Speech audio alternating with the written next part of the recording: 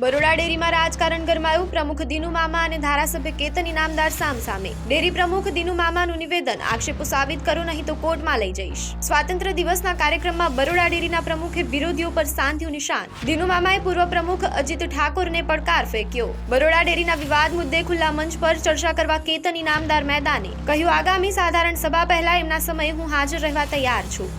આ સંઘમાં હું 1995 થી આવું છું. લગભગ 3 વર્ષ માટે મેં ઉપપ્રમુખ તરીકે પણ સંઘમાં સેવા આપી. મારા વખતમાં જે હાલમાં ચળવળ ચલાવી રહ્યા છે કે 400 દૂધ મંડળીઓ બંધ, ડેરીનું સત્યા ના વરી જેવું, ટર્નઓવર ઘટી ગયું છે, દૂધનું વેચાણ બગડી ગયું છે, ત્યારે આવા અનુભવી રહી ચૂકેલા અજીતજી ઠાકોરને મારો એક ઇશારો કે તમે તો 2012 પહેલા આ સંઘની અંદર કોંગ્રેસ સમર્પિત વહીવટદારોએ રાજ કરેલું. હું પણ કોંગ્રેસમાં હતો એટલે મને એમની એક કહાની જે આજે કહેવામાં આવે તો 2012 પહેલા ડેરીનું દૂધ સંપાદન 3,74,000 લીટર. ડેરીના એ વખતે કર્મચારીઓ 1400 હતા. વેદાંતનું ટર્નઓવર 2012 પહેલા 633 કરોડનું. એની જગ્યાએ આ સંઘમાં 12 વર્ષમાં 13 વર્ષની અંદર એક પણ દિવસ વધારો થયો છે, કોઈ ઘટાડો થયો નથી. એઓના સમયમાં 1134 મંડળીઓ, અત્યારે 1196 મંડળીઓ, દૂધ મંડળીઓ આ સંઘ સાથે કાર્યરત.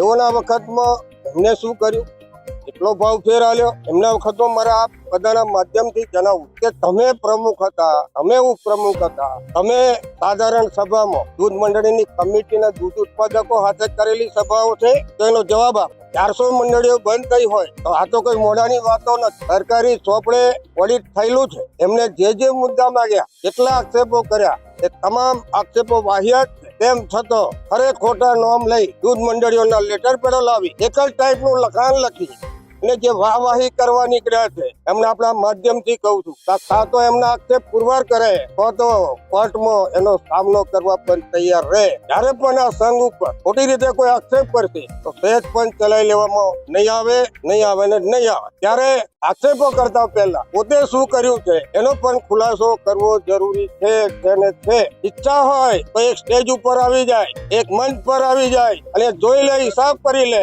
કે તમે બોલો છો શું અને તમે મોઢેથી બોલો છો શું, તમે કરો છો શું. તમારા બોલવામાં ને કામ કરવાની પદ્ધતિમાં આસમાન જમીનનો ફરક છે. ત્યારે સીધી રીતે ચાલતી સંસ્થાને હેરાન ના કરો એ આપ સૌના માધ્યમથી દરેકને જણાવો.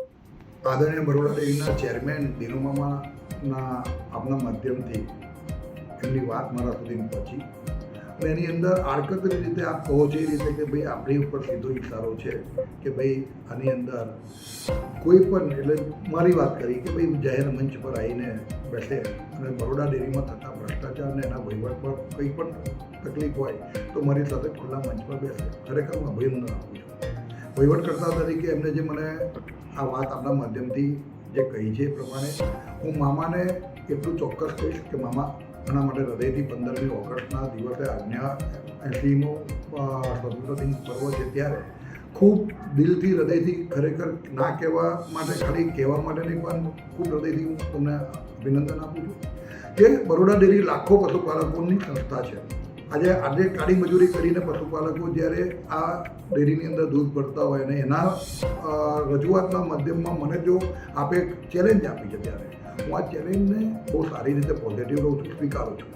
અને મામાને અને નિયામક મંડળના તમામ સભ્યોને અને બરોડા ડેરીના એમડીને હું એમનો દિવસ, એમનો સમય અને એમની જગ્યા જ્યારે પણ કહેશે ત્યારે 4 તારીખ વાર્ષિક સાધારણ સભા પહેલાં જ્યાં કહેશે ત્યાં હું મારું બધું જ કામ છોડીને મારા પશુપાલકોના, મારા બરોડા ડેરી જેવી મોટી સંસ્થાના હિતમાં અને કદાચ મારાથી પણ કોઈ જગ્યા પર નાની મોટી કોઈ ખોટી માહિતી મળી ગઈ હોય તો કોઈ ગેરસમજ ઊભી થઈ તો એના માટે પણ હું જાહેર મંચ ઉપર આ લોકોની સામે બેસવા તૈયાર છું. અને આ વાતને હું ખૂબ પોઝિટિવ લઉં છું. મને આનંદ છે કે મને મારે કદાચ આ હું કહું તો વ્યાજબી નહોતું લાગતું, એની જગ્યાએ મામાએ જ મને આ ઓફર કરી તો મામાનો નિયામક મંડળનો આભાર માની.